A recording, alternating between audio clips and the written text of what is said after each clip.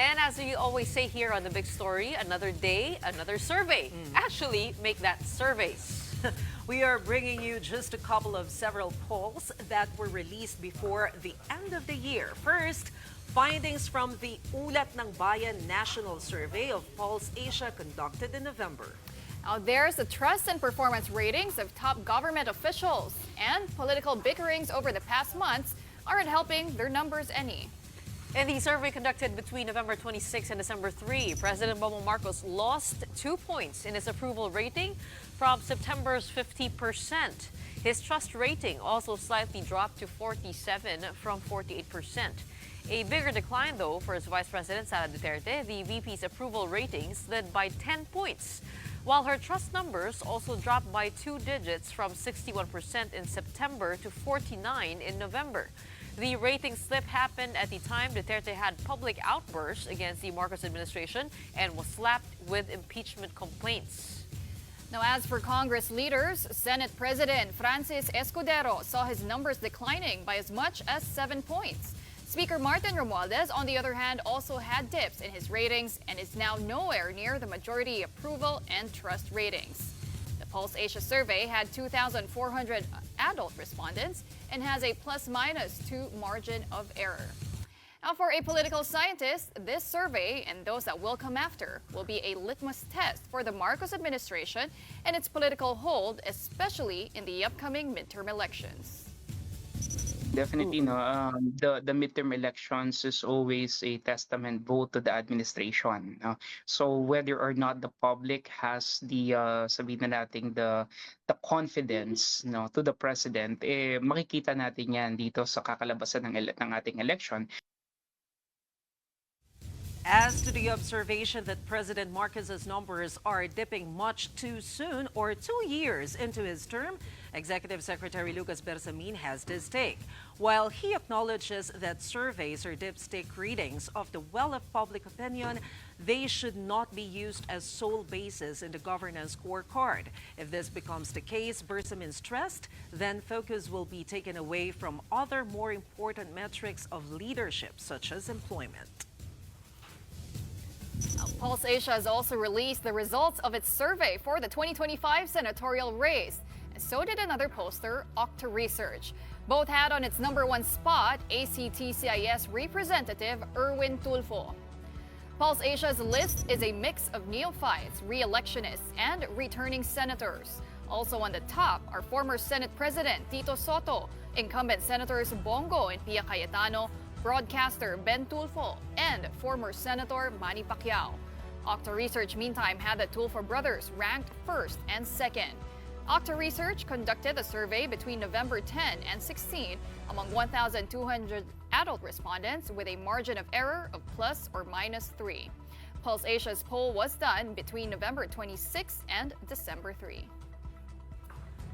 Let's take a closer look at the survey numbers from Pulse Asia President Ronald Holmes. Thank you so much for joining us tonight and helping us make sense of the figures.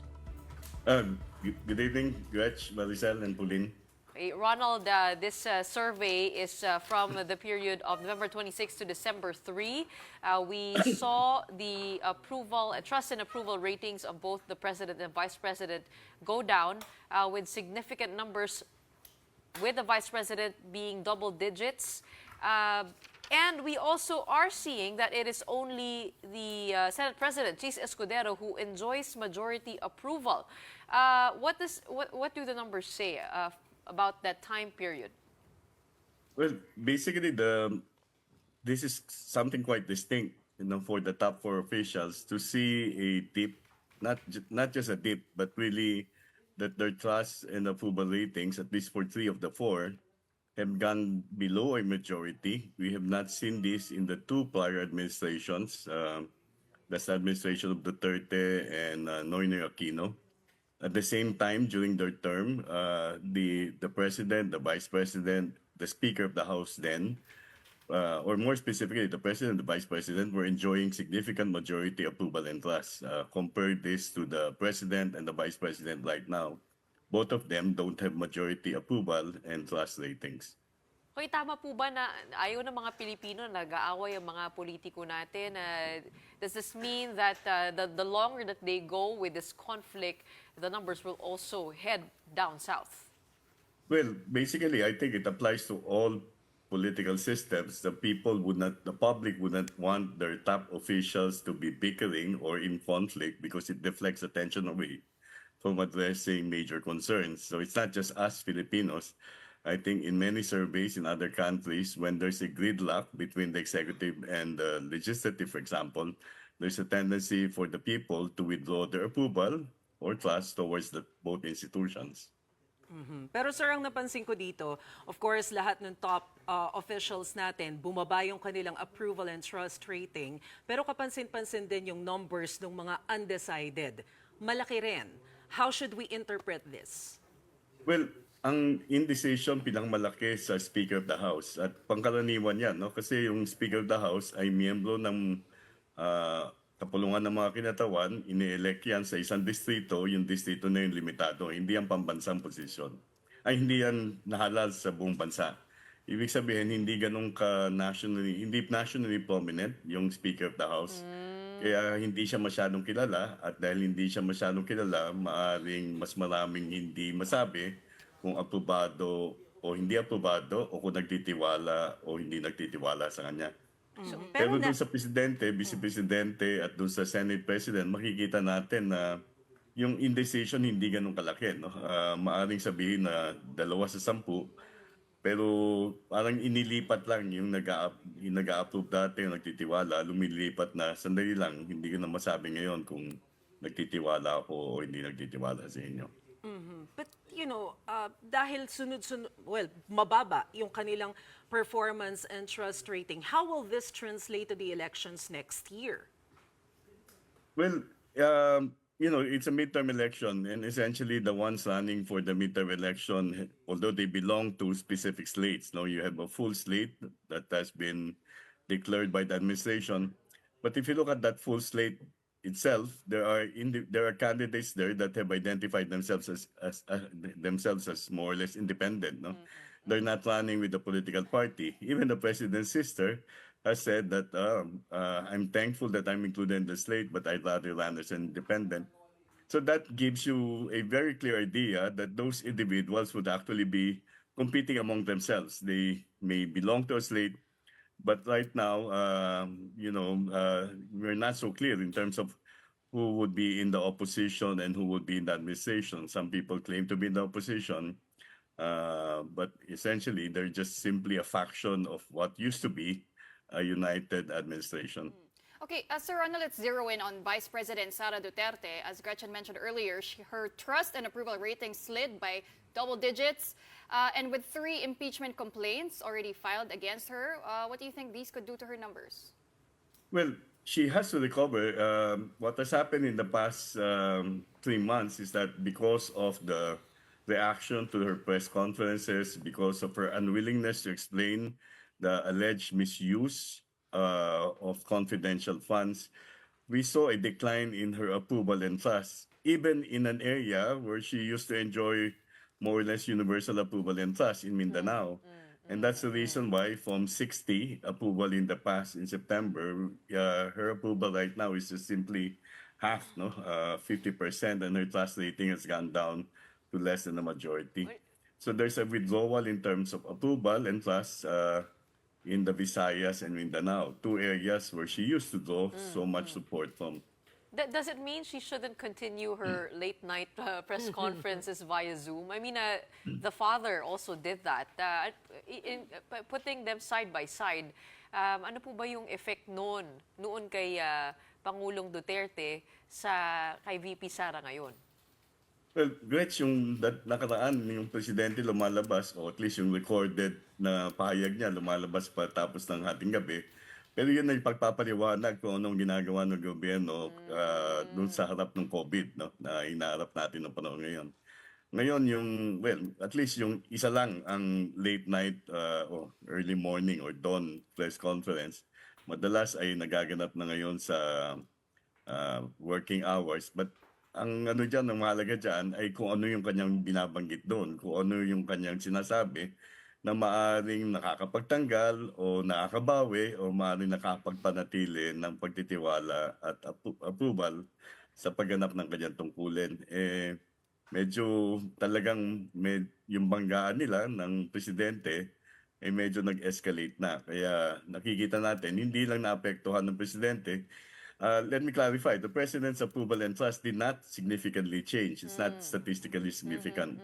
Although we saw a drop less than the majority in September. It's the vice president, only the vice president saw a significant change, not the president, in terms of approval and trust. I want to go back to Mase's question about how this translates to the midterm elections. Does this affect their endorsement power? Those who tried to ride on the coattails of, let's say, President Marcos, the administration slate, and the Duterte slate, may epekto po ba yung trust and approval doon sa endorsement nila sa mga kandidato nila? Well, if we simply look at the numbers based on the survey data, wala masyadong ganong ka-epekto yung endorsement. It's not so much an endorsement of people who say that they're approving or trusting, let's say, of Bongbong Marcos or Sara Duterte. When we look at the people that are part of their slate or are allied with them, we don't see a significant change in terms of the electoral support. So that means the people who are running for the Senate, at least in the survey that we conducted, are drawing support independent of how they position themselves with regard to their approval or trust of the two top officials. But if we check the lineup of the top senatorial candidates na nakalagay dun sa senatorial survey ng Pulse Asia, sir, majority pa rin endorsed by President Bongbong Marcos. Although, napansin ko dito, tumaas si Senator Bongo, is of course a known ally of the Dutertes. Pasok na rin si Senator Bato de la Rosa. And nandun na rin si Willie Revillame. So how should we interpret this if hindi pa pala siya influenced nung approval and trust ratings ng top officials? Kaya, Marisa, basically, they're just generating support on their own. If you look at, for example, the support, there's an increased support really for incumbent Senator Bongo. But I would surmise, or I would argue that that support is largely because of the program that he has implemented over the past 6 years, no? Which is actually a program that has helped many, but it's not a program that legislators are known to, are supposed to be implementing. Malasakit centers. Yung Malasakit Center, which is actually president siya nung mas malaking programa na pinapatupad ng parehong Kamara ng Kongreso o ng Department of Health, yung MAIP. So in that sense, people might associate him with that, people are associating him with that Malasakit Center, and he has labeled himself as Mr. Malasakit, right?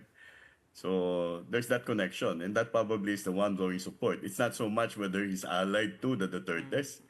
It's him being the one that created a program that has provided assistance, different types of assistance to individuals or to individual Filipinos for that matter. Isa sa mga nakakagulat dito na banggit mo na, si Willie Revillame. I think he was outside the top 13 or the top 15 even. Tapos bigla na siyang number 8. What did he do right? Well, actually wala siya sa amin nung September kasi sabi niya nung September or nung June, if I'm not mistaken, he would not be running. The highest I think that we got him in the past, that was in the March survey, was about 25 or 26%.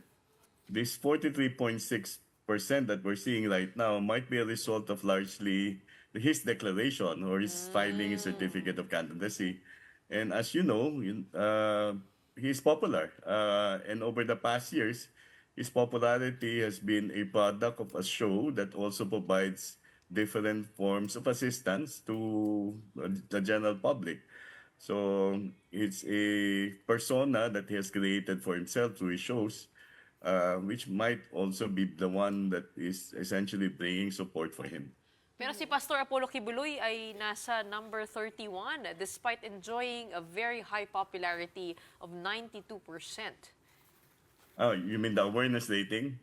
92 yung awareness niya. Yeah. Tapos number Well, 31, siya dun sa sabi nga, listahan. maaaring kilala ka, pero pagkakilanlan sa iyo ay hindi naman masyadong maayos. Ibig sabihin, hindi nakakuha ng suporta.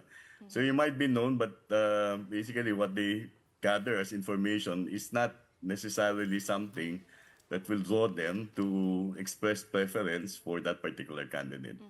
Okay, Sir Ronald, what about traditional opposition candidates such as ito nga si Bam Aquino and Kiko Pangilinan? They're notably not in the top of the polls. Kaya pa po ba nila humabol? Kaya pa because we've seen in the case of former Senator Kiko Pangilinan and Bam Aquino, we've seen increases in terms of their preferences from September. We saw an increase in terms of their preference from September to December. And I should note that in the past, when we look at surveys that we did December before the election, especially during the start of the campaign, we actually can expect significant shifts in terms of support. Yung mga nag-a-advertise ngayon, maaaring tumataas sila, pero eventually, pag nagkalabanan na ng advertisement at pag nagsimula ng kampanya, maaaring mag-iba ang level ng suporta doon sa mga individual na ngayon ay hindi pa masyadong umiikot o nagpapalabas ng kanilang mga patalastas. Although sabi mo nga kanina, sir, yung top officials naman hindi pa nakaka-impluwensya dito sa ranking ng mga senatorial candidates. But I wonder, recently kasi merong pictures, photos, 'di ba, na kumalat na kasama ni former Senator Kiko Pangilinan, sina PBBM and First Lady. How will this affect his candidacy?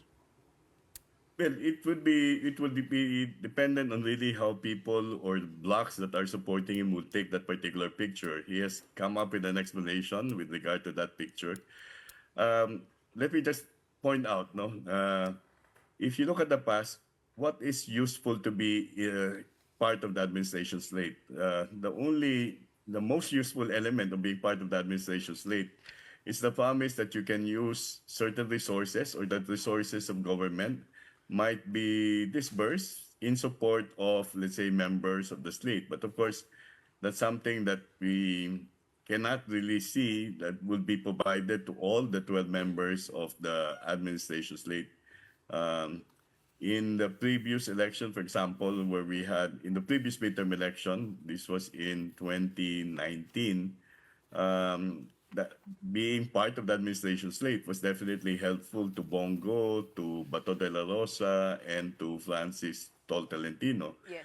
More specifically for the last, he did not make it into the Senate race in the previous election, but he was able to slide in the last election. He's running for re-election now as part of the administration, but he's out of contention in the survey. Let's see whether resources from the administration would be able to assist him in terms of generating support, at least from a number of areas where the administration may actually be implementing programs that will show that they need the support of their candidates and therefore mobilize the voters to support those candidates come May 2025. Kumbaga, iba talaga yung lakas nung Duterte slate noon, nung administrasyong Duterte. Tama po ba? Pero ngayon,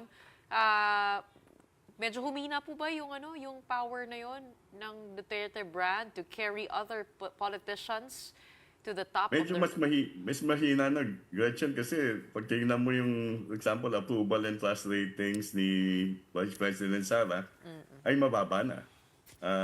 So, masasabi natin na hindi na ganun kalakas. At ang pinaka-importante dyan, maaring popular sila, pero may control ba sila sa mga institusyon sa pamahalaan, sa pambansang level ng pamahalaan, na maaring makatulong sa kanilang mga kandidato.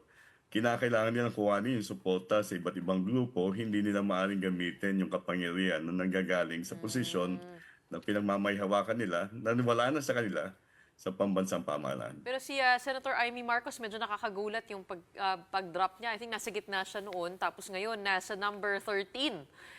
Kasama dyan from 10 to 15 is Abby Binay, Lito Lapid, Bato de la Rosa, and Camille Villar. Nakikinig ako kanina sa StoryCon. Sabi mo, this is a very competitive midterm elections. What would these candidates need to do to outpace each other?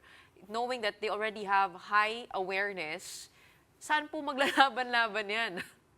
Well, nasa campaign messaging ngayon, nasa negotiations that they will do with certain local candidates. This is a national election, so that means that essentially they're competing for what in our discipline would be called market votes. People don't exactly know them, no? There are about more than 65 million voters. I don't know how many will turn out. Let's say 80% turns out, or let's say about 55 million turn out. What is the level or the depth of knowledge of these voters with regard to these individuals? They know the Tulfo name, and they might just be voting because of the Tulfo name. So if you're going to compete with the Tulfos, then you might as well bring your, not just a name recall, but it's like a top of mind choice. And how can you bring yourself to become a top of mind choice on the part of voters? Kung kung si Senator Amy po ay pumili na finally, because yun nga sabing kanina, namamangka siya sa dalawang ilog and it might have hit her numbers. If she finally takes a stand, sides with one political party, kung kapatid man niya yun, o kay VP Sara, do you think it will help her? Well, she would really have to calibrate. I would not really have the numbers basically show that she has increased her preference from September, no? Right? If I recall, her voting support increased by almost 8 points. But eventually, she will have to be very clear about where she stands in relation to the conflict between her brother and Sara Duterte. But the other thing is that, she can also avoid that particular conflict and talk about her position on key issues that definitely affect the public without necessarily bringing herself to just one camp. No? So there are two things that her campaign strategists will think about. I'm really not a campaign strategist, but I mean, just observing elections in the past, I think it will be difficult really for one to, especially when there are two conflicting camps, that you stay in the middle. You need to take sides, and in this case, taking a side might definitely be of help because it will generate support from those who will be supportive of the administration or the Dutertes for that matter. And as I said, both her brother and Sara Duterte have seen significant changes in terms of their approval and trust. Sir Ronald, what about the Tulfo brothers? I mean, they're still dominating itong mga senatorial surveys. Sa usapin po ng political dynasties, what does this indicate among the preference of Filipino voters? Well, it basically indicates that, people, well, there is a segment of the population based on our own surveys that say that's about 1/3, that they will never vote for a candidate who has relatives who have been elected or are elected to various positions. You have 2/3 are either undecided or do not mind voting for a member of a political clan. Oo. So, Baka pwede pati ang Pilipino sa sa usapin ng kung dapat bang inhalal ang mga miyembro ng pampolitikang pamilya, lalong-lalo na para sa parehong institusyon. Baka pwede rin pag-usapan na nung mga kandidato yung mga issue na mataas ang disapproval rating. For example, yung sa ekonomiya. Disapproval is the predominant sentiment towards the latter's work in controlling the rising prices of basic commodities, which is at 82%. Medyo dun nadismaya ang mga tao, ano? Pag pinag-usapan ba yan ng mga kandidato, kahit papaano, tataas ang kanilang approval pag meron silang mga solusyon? Or is that not a strong way to pull up your numbers when it comes to trust and ang approval? mangyayari dyan, lahat ng kandidato, sasakyan yung issue na yan. Sasabihin na, sisiguraduhin namin na mayroon kaming gagawin para para matugunan itong mataas na presyo mabilihin. Ang dapat sigurong tanungin ng mga botante ay, ano ba yung inyong gagawin? At dapat siguro natin malaman kung ginawa nila yun ay ma-resolve ba talaga ang problema na mataas na presyo mabilihin. Yung inflation has eased, but the prices of commodities continue to be high, beyond the reach of ordinary Filipinos. So what can be done? What could a senator do, a legislator do, in order to assist or address this particular problem that we've had for quite some time? And you're correct, Gretch, no? If you have 8 out of 10 Filipinos disapproving of the national administration's performance in economy, addressing yes. inflation, this is actually not going to help the candidates of the administration if it is really a referendum on the performance of the national administration. But as I said, it's partly a referendum and it's partly not a referendum because the people who will be running will not be running really exclusively as people who should be held accountable for the administration's sins of omission or commission. They're not closely identified with with what you are saying. Oh, ano, as I siguro note- baka makalimutan din kapag ka nasabi na ano, may ayuda. Yeah.